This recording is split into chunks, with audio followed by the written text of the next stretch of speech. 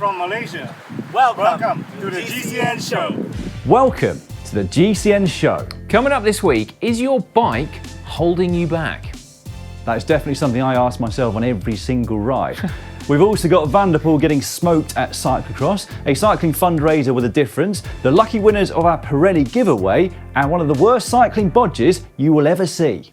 Does that mean we've got no Everesting World Records this week, Dan? Oh yes, we've got an Everesting World Record and a triple Everesting as well. There we go. Nice.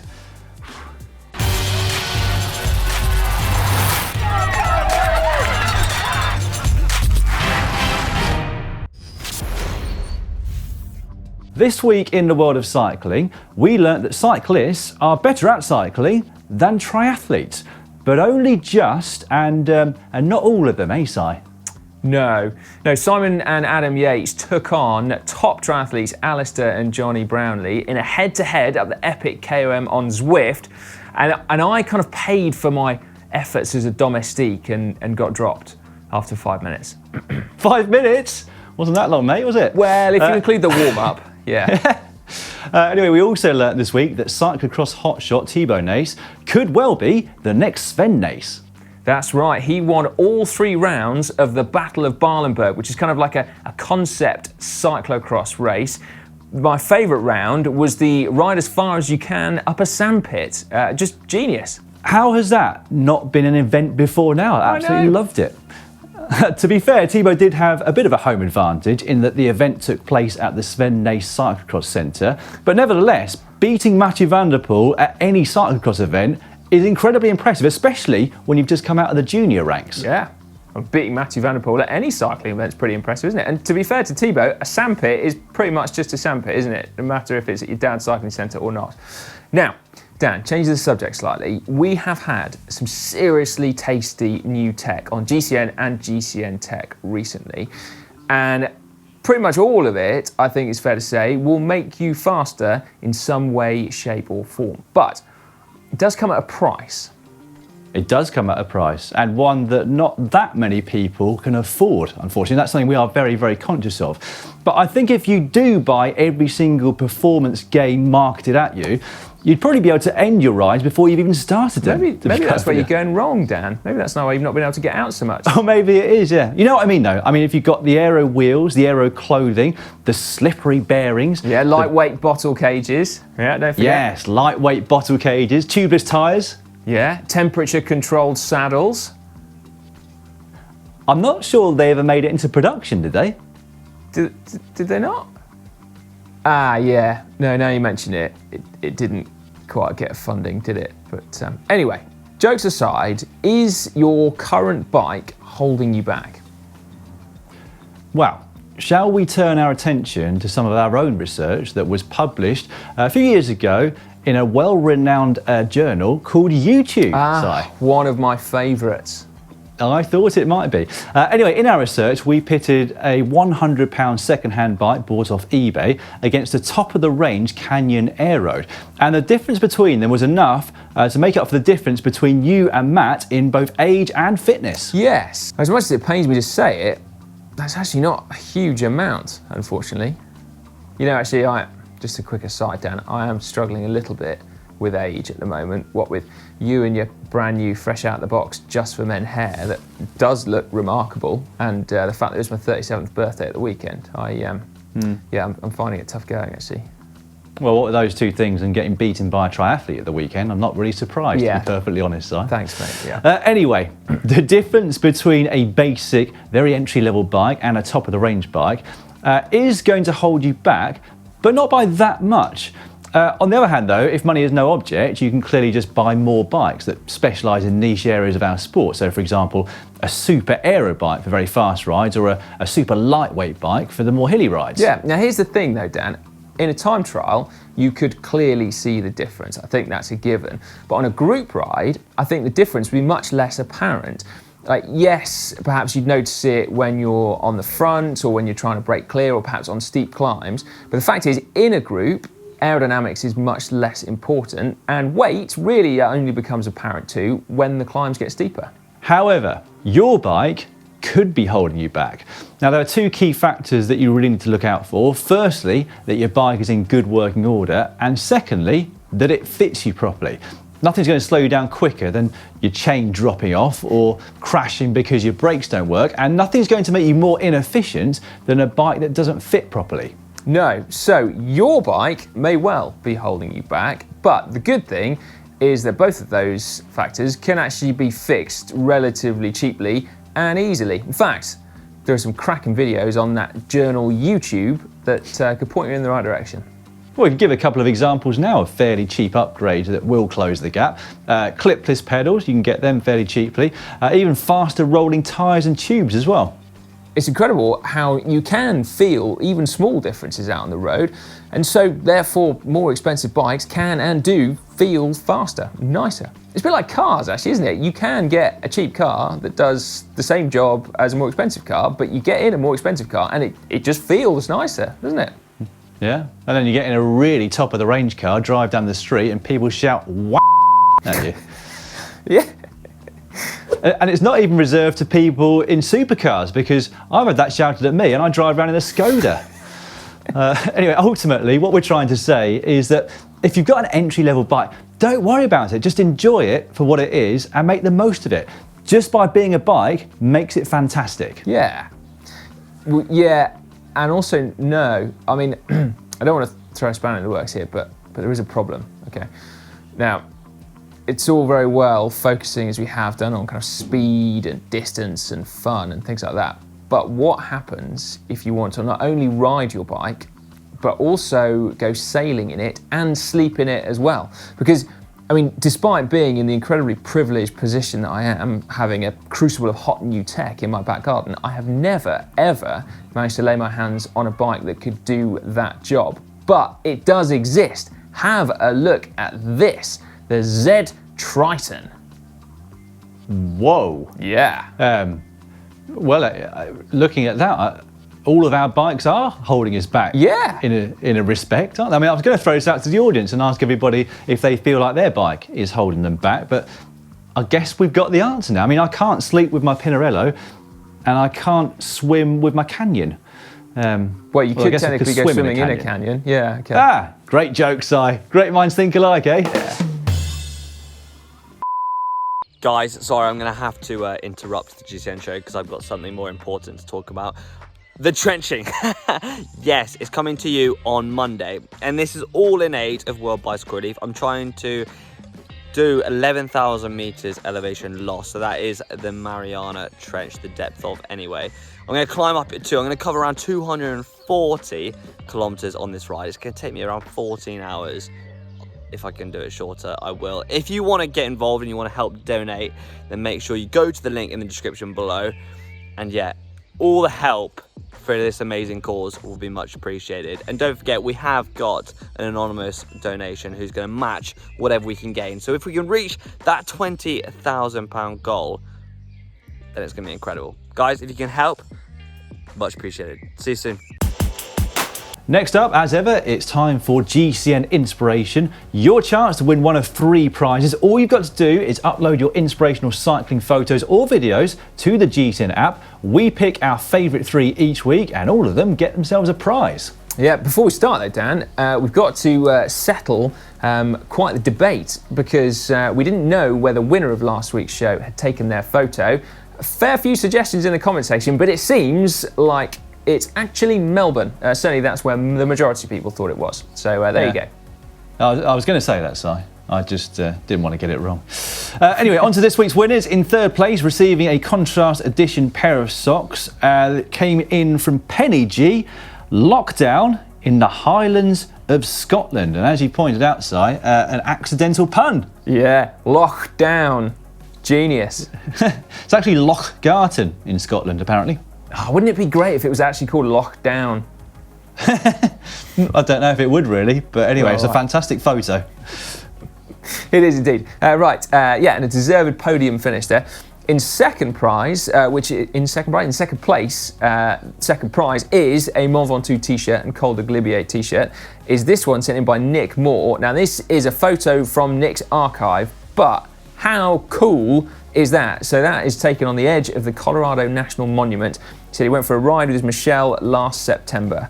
And it's not often that I see a section of road and I think, you know what, that I really want to ride that.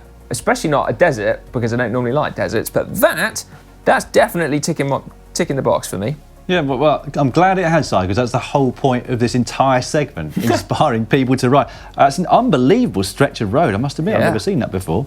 Anyway, unbelievably, it is not the winner this week. The winner gets themselves a GCN Stripes jersey, a plant-based cycling book, and a GCN Stripes pair of socks. And that person is Kootenay David, a memorable Father's Day ride. Had the wonderful opportunity to ride up the Moriana Lake in Banff National Park, Canada, with my 70. Dan. Yeah, sorry, my font's very small here. This lake is normally extremely crowded. However, that's just you and Canadian place names. However, they decided to close the road until the end of June and only allow cyclists and walkers the ability to use the 12-kilometre access road. Feeling really lucky to spend Father's Day with my dad riding bicycles in such a beautiful place. We'll remember this day fondly. Well, I'm not surprised. I mean, that is an incredible photo. And if the roads were closed to traffic too, it really doesn't get much better than that. No, it doesn't. That's absolutely remarkable, that location, isn't it? So, yeah, fantastic. Now, there will undoubtedly be a few of you in the comments saying that there's something wrong with this week's inspiration, because there's no sunrises or sunsets, and it's particularly notable in that it's not here because it was the summer solstice just a couple of days ago, so the longest day of the year. And we can only say we tried, but these are the clear winners this week. So if you did take any banging sunset or sunrise photos around the summer solstice, get them into us because, well, you could be on for a podium finish next weekend. Yeah, well, we only use sunset and sunrise photos in the other 51 weeks of the year, so I don't know. Yeah, okay, good point. And also, actually, there is something slightly sad about the summer solstice in that once you go through it, you're on your way to winter. So maybe we shouldn't celebrate it too hard. I know. It always feels like it comes too early. I mean, I feel like the summer's still ahead of us when summer solstice comes. Indeed. I guess it is, but anyway. Well, not here. It's now time for cycling shorts. Cycling shorts now, and we're going to start with very sad news that Lachlan Morton's Everesting World Record that we reported on last week has subsequently been declared null and void. Yeah, was really sad this, wasn't it? And through no fault of his own either. Apparently it was down to inaccuracy of Strava data for the elevation game of the climb that he used, which was Wrist Canyon over in Colorado. This down has rocked my world because it was on Strava, but it kind of didn't happen, did it? Yeah, I guess it didn't, no. Absolute tragedy there. But whilst we're on the subject of Everesting, we've got to give a quick shout out to young US cyclocross hotshot Lane Mayer, who decided not to do a single Everesting. He did a triple Everesting, so that's 100,000 feet of vertical ascent, which, I mean, to be fair, it still sounds pretty amazing in metric. 30,000 meters of ascent, 585 miles, and a 72-hour bike ride. He was doing it all to raise money for the Black Lives Matter charity. And within that 72 hours, only 12 of it was rest. Absolutely bonkers. Yeah. Similarly, and sticking with ultra-endurance nutters, the race across America was unfortunately cancelled this year, but so many riders had put so much time training for it that the organisers decided to put on a virtual race across America. Anything from the ultra-endurance world that becomes virtual seems even more sadistic than it usually does, if you ask my opinion. And particularly this one. So 4,500 kilometres, including 73,000 metres of elevation, but all done on a completely stationary bike. Calling it mental miles, and it seems particularly apt in this case, doesn't it? It does. This is a bit like when Beaumont did his round the world record. It kind of just fills me with dread, the thought of even taking this challenge on. As we record this though, the man that's at the head of affairs is Hiro Suzuki. He's completed just under 2,200 kilometres and is over 100 ahead of second place person Brad Lincoln. Shout out to long-time cycling journalist and all-round good guy Rupert Guinness, who's doing very well in fact. He currently sits in 10th place and is apparently putting in 20-hour days every single day. He's done 1,760 kilometres so far. I hate to say it though, Dan, but that still sounds like there's quite a long way to go. No, don't tell him that. Don't tell him. No, I won't, yeah. Well, he might be watching, actually. He's got quite a lot of time in his hands at the moment. But anyway, go on, Rupert. You can do it, mate. Now, we heard from Manny Arthur last week, who is the founder of the Black Cyclist Network here in the UK. It's actually one of the fastest growing clubs over here, and it was set up originally with the aim of addressing the lack of diversity and representation in UK cycling, across all levels, basically, from grassroots right through to pro. And as part of fulfilling that aim, they have recently stated their intention of having the first ever British domestic-based racing team for BAME riders. And they're hoping to have 10 of them racing domestically in 2021. Yeah, super cool, isn't it? But then as part of that, they're also looking to develop like an outreach program to help beginners get into the sport, and also develop pathways for talented youngsters to basically follow their cycling dreams. Anyway, there is a link in the description if you would like to contribute to this really worthwhile cause. Great stuff. We're going to move on now to the French cycling manufacturer Mavic, and the news is looking a bit better for them at the moment, because none other than Bernard Hinault has pledged his support to save the company that went into receivership back in May. And it seems like a sort of business buyout deal might well be on the cards fairly soon. Tell you what, can you imagine Bernard Hinault as a CEO of a company? It'd be terrifying, wouldn't it? Yeah, jokes aside, actually, that is a relief, because it would be a tragedy if a brand like Mavic was lost forever. So yeah, good news. Keep your fingers crossed. Now, we talked last week about Peter Sagan's gift to the Pope that was now up for auction, and that auction has now finished. The total that bike raised for charity, €30,000. Ooh. Well, don't leave us hanging, Si. Does that mean you got it, or were you outbid? Oh, sorry, no, I got outbid, unfortunately. I was kind of doing that thing where you wait till the last 10 seconds and then you come in, bam, with a big one, and I forgot. Unlucky, unfortunately. Mate. Unlucky. But, yeah, it was a bit of a shame, wasn't it? But some good news about Peter Sagan that we can all enjoy. He and his Bora Hansgrohe teammates are currently on a training camp in Austria. Now, under normal circumstances, that wouldn't be anything to write home about, but they're on a training camp together, and in the current climate, that is great. So I don't know about you, Dan, but it is making me particularly excited about the fact that racing is on the horizon. Well, I do. I know exactly what you mean. Like you, I don't normally get particularly excited about seeing a team on a training camp, but as you said, this is unprecedented times, and it looks like we're getting slightly towards normal at the moment, and it also means that we've got 5 weeks now until the first top-level race, which I am frankly very excited about. Oh, mate, I cannot wait. Now, we are going to go and talk about a fundraising effort for a very different cause. A young cyclist from here in the UK called Michael Wright. That's right, yeah, he's just 16 years of age. It's quite a powerful story that he's got, actually. So he was forced to flee Eritrea with his sister 4 years ago due to the threats of violence over there. Because his dad had got a British passport, being British, it meant that they also had British passports. So they ended up in South Wales. However, their mother does not have a British passport, so she was forced to flee from Eritrea but ended up in Sudan, where the conditions aren't great.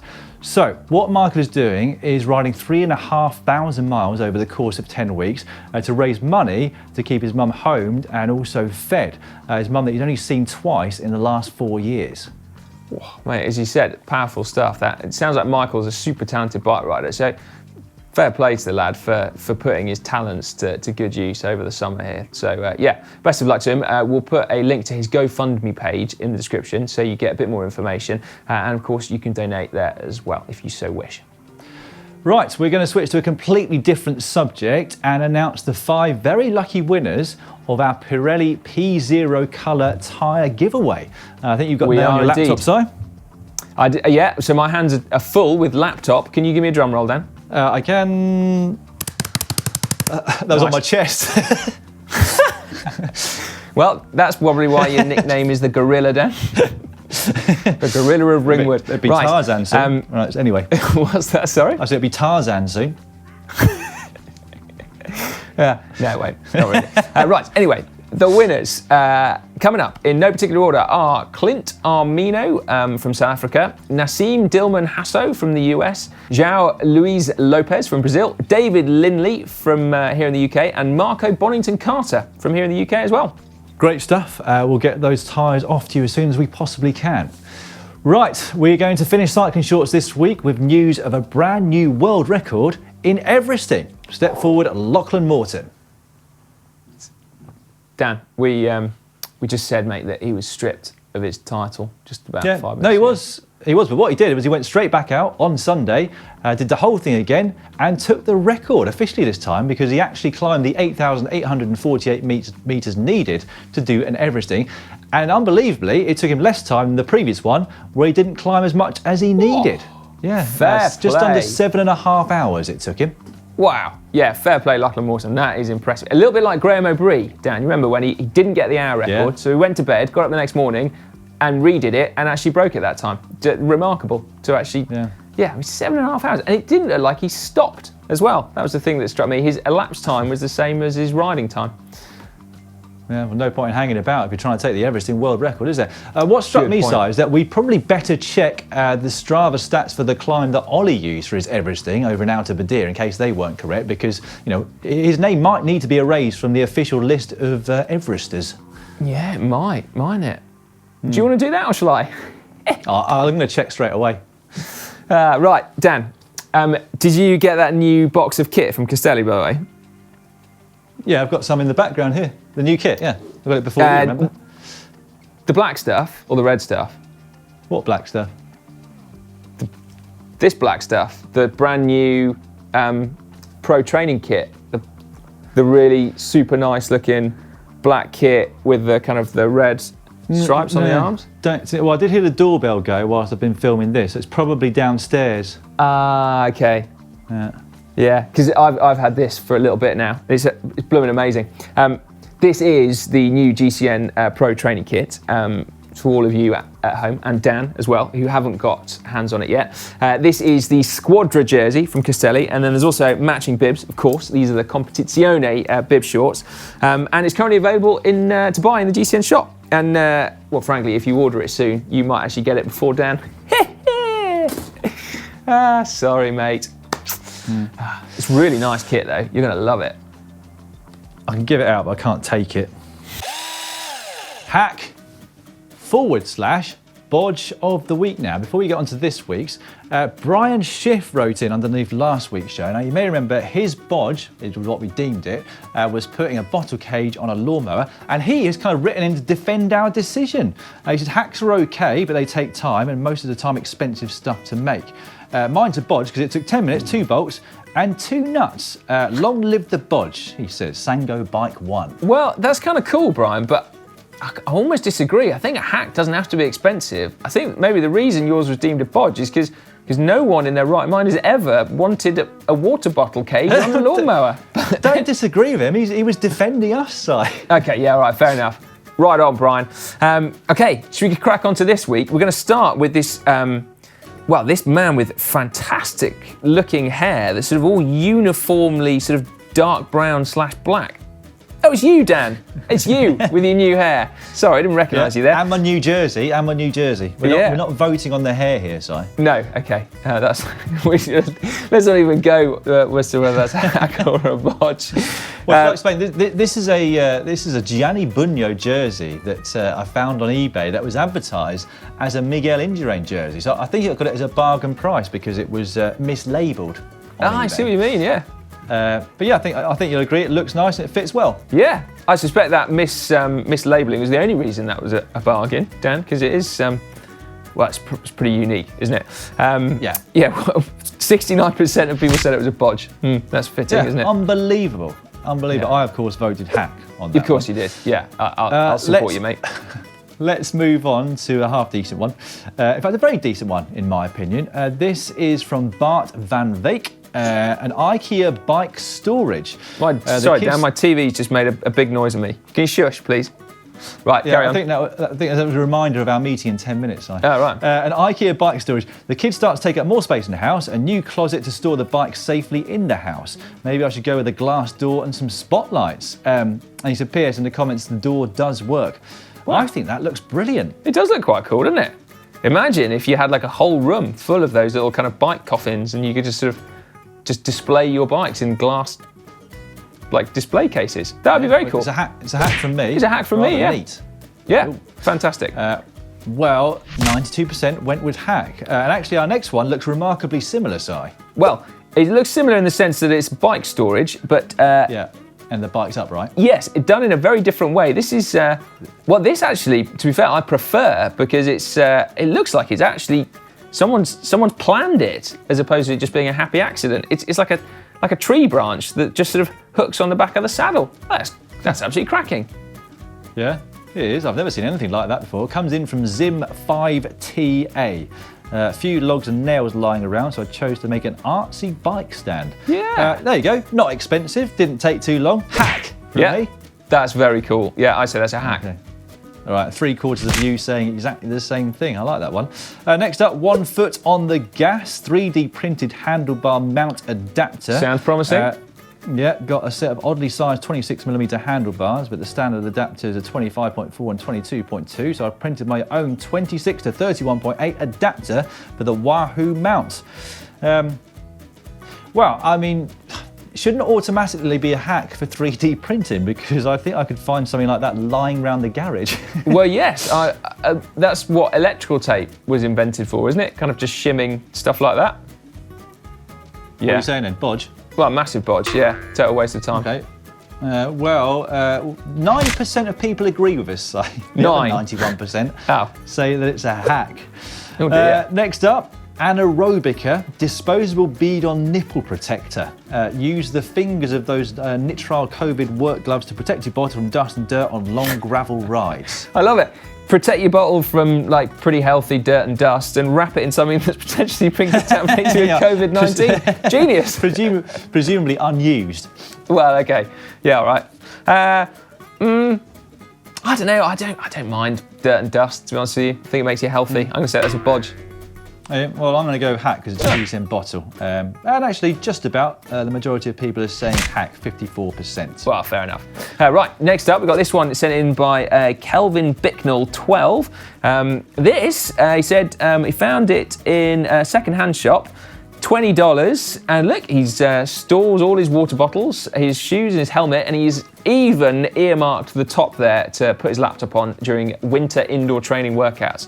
So that looks surprisingly neat, actually. Well, it's an immediate hack from me. I need a bead-on holder like that in my life to neaten things up, because they're rather messy in my cupboard. Dan, let's be honest, mate. A device that's designed to hold bottles like that in your house is not going to have cycling water bottles in it. I can imagine it'd be used for something else very quickly. Yeah. So it's called a fridge. Anyway, regardless, that's a hack from me. Yeah, a hack from me too. I like that.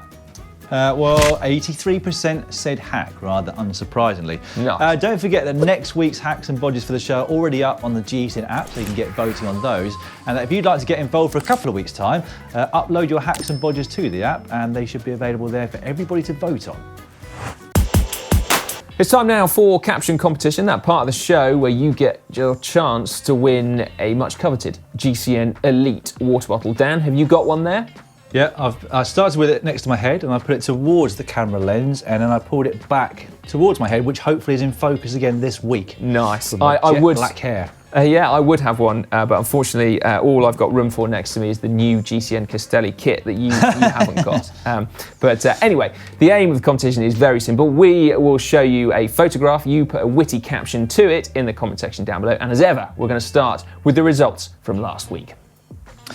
And the winner of captioning this photo of Jack Bauer in Paris-Roubaix is Luigi Palermo with caption, "What's the issue, Jack? Jack, Scott no gears." Hey! Genius! Just our level of humour right there. Not very good at all. But well done to you, Luigi. Send us a message on Facebook with your address and we'll get a bottle out to you. This week's photo comes from a photo shoot at Egan Bernal's home in Colombia of him out training. I will get you started. Egan Bernal becomes ambassador for new portable Dyson ear hairdryer. It's more of a headline really than a caption, but that's all I could come up with this week, Si. Yeah, well, to be fair, mate, I mean, it's quite witty. It's quite an amusing photo, full stop, actually. And yeah. Ear hairdryer. I think Egan Bernal's probably too young to need an ear hairdryer. I think that's something that happens to you as you get older, isn't it, mate? Yeah, I've been looking for one online. They're not easy to come by. No. Did you dye those as well? Or yeah, we're going to get onto this in a bit, so. Anyway, if you think you can beat Dan's comedy caption, then stick your entry into the comment section down below. We have got some cracking videos coming up for you on GCN over the next week, but before we tell you what they are, we're going to talk you through some cracking comments from the previous week's worth of videos, starting with this one underneath how to ride without getting tired, from Brian McCullough. Pardon me, Hank. According to the auspicious Journal of British Literature, published by the UK Parliament in 1961, Tigger bounced, Roo hopped. Ah, well, there we go. Important distinction. Hank will be notified of his error. Yeah. Now, we've got a few comments, Dan, from under last week's show. I count 43 in all, all kind of on a theme. So I'll go through them quickly. Charles Bartlett, has Dan got a new sponsor? Just for men? Very suspicious hair colour. Leighton Davies, has Dan dyed his hair? Looks very dark. Darryl Whitford, has Dan had his hair colour fixed? James Sheard, is it me or is Dan back in focus this week? And does he have unusually dark hair? We got Yestad Cop. Dan, is that Grecian 2000? Now, I don't know what that is, Dan, but presumably that's hair dye. Can you comment? Do you know whether that was hair dye? I looked it up. Yeah, it gradually turns grey hairs back to their natural colour. Oh, does it? Okay. Cree W, is it just me or is Dan's hair looking strangely darker? Phil Arrowsmith, what makes you look younger, Dan? The out of focus shot or the hair dye? I could go on, but anyway, I'll just finish with this last one, Dan, from Pogpoggle. Dan, you're a knob. Sigh, love you, man. Yeah, right on, Pogpoggle. I'd seen quite a few of the hair dye comments. I hadn't actually seen that one before. Wow, yeah. Got your wife commenting again. So, actually, you know what? She wouldn't say I haven't that. done anything. It must be the lighting that I had last week. I mean, it's completely natural. It's slightly receding. There are a few sort of grey hairs on both sides. But I mean, I must admit, it did look rather dark in last week's video. But it was just my camera settings and the lighting. Well, if you can let me know what those camera settings are, Dan, I will probably try and copy them because I can't even get out for Just for Men. I've just sort of sat here, just sort of decaying gently in front of your very eyes. But anyway, there we go. Actually, the next comment that you pulled out seems to be about my hair. Yeah, well, I tried to get my own back because I had a feeling you're going to pull out a few of those comments. But I only found one from Mark Stone. That was underneath the Brownlees versus Yates video. Simon's hair seems to want to leave his head. I think he needs to borrow some of Dan's hair products. How does his avatar have better hair than he does? But yeah, that's all I've got, I'm afraid. Yeah, well, to be fair, I mean, Give me some ammunition for next week, people. I think they will not struggle with ammunition this week. Anyway, last one, Helen Bennett.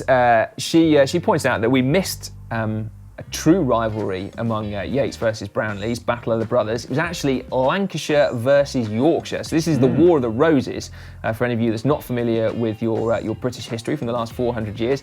Very famous, very bloody, drawn-out war, and there they are, drawing up the battle lines. Although technically, Helen, I think the Yateses are from Bury. If I'm not mistaken, that's in Greater Manchester, which is a relatively recent county that's just been created. So that was why we didn't talk about it. Because, you know, yeah.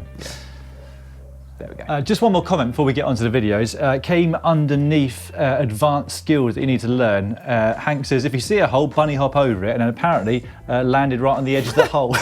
That's from I Am the Byron, sorry.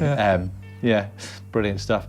Right, coming up on the channel this week, on Wednesday, I have employed the services of my wife to teach her how to use clipless pedals for the very first time. Crikey, you have to tune into that to find out how she got on, and kind of therefore how I got on. Yeah. On Thursday, we're going to show you how to avoid sore shoulders out on your ride, and on Friday, we've got the latest of our Meet the Presenters. This time it's Connor Dunn, and not unfortunately for you, Nigel. Ah, that's a shame. Meet Nigel is going to be coming in a few weeks' time.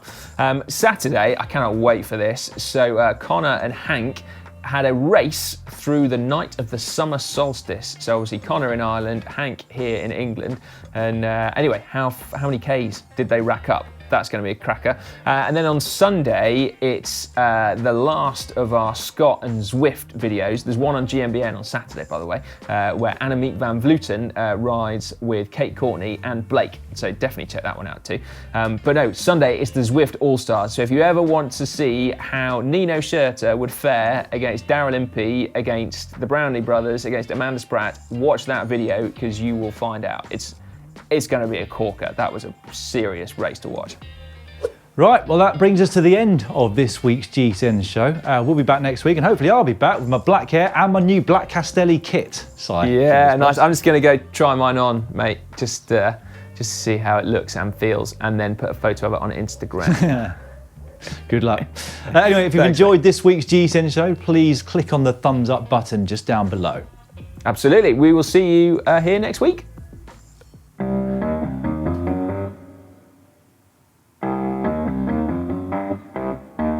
Oh no, I just realised I've been recording this.